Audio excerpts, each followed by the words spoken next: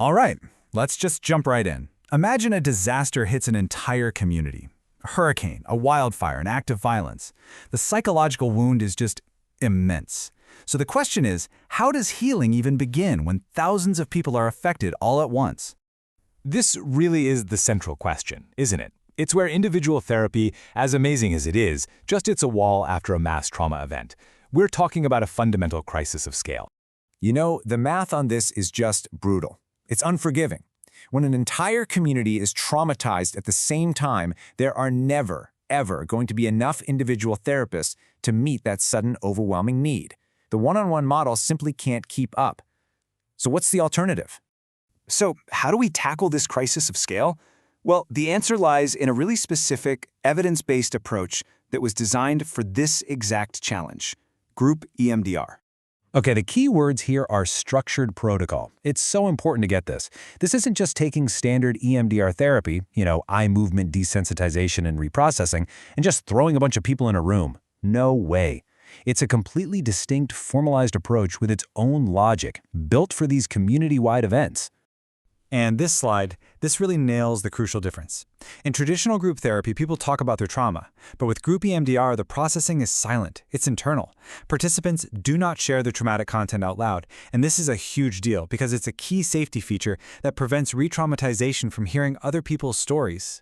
Now, there are a couple of key protocols that clinicians use. The EMDR-IGTP, that's the most widely researched and used one all over the world. It often uses things like drawing. Then there's GTP, which is designed for more recent shared events. A key tool you'll find in both is something called the butterfly hug. So you might be wondering, how does the bilateral stimulation, the real core of EMDR, actually work in a group? Well, a lot of the time, it's through this simple self-administered technique. You just cross your arms over your chest and alternate gentle taps. It's totally non-intrusive, it's culturally adaptable, and it works for kids and adults alike. It's pretty amazing.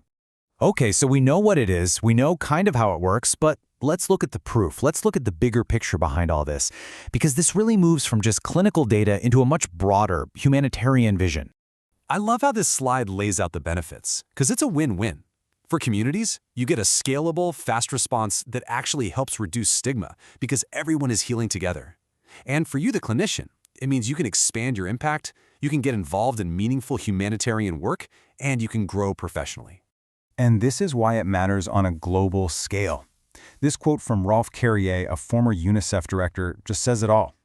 Healing collective trauma isn't just a clinical thing. It's a public health and human rights intervention. It's what can break cycles of violence and create real, genuine healing in a society. All right, this is obviously powerful stuff, but with great power comes great responsibility. So let's get into the nitty-gritty, the practicalities, and the ethics of actually doing Group EMDR. This whole approach is really designed for specific situations where a group of people share a common traumatic experience. So think about communities after a natural disaster, schools after a tragedy, or groups of first responders who are dealing with critical incidents over and over again. And this is so important. It's not for everyone. Proper ethical screening is absolutely non-negotiable. This is not the right tool for someone with active psychosis or severe dissociative disorders or active suicidality. Individual stabilization always has to come first, which just hammers home why specialized training is so critical. This brings us to probably the biggest, most important question that clinicians ask about this kind of work. And the answer is a clear yes, with one very important condition. When it is led by a properly trained facilitator who does thorough screening, its safety is backed up by decades of research and real-world use in humanitarian crises. The safety comes from the structure and the preparation. Okay, so what about another common worry? Does putting EMDR in a group setting somehow water it down or dilute its power? No, absolutely not. It's an adaptation, it's not a dilution.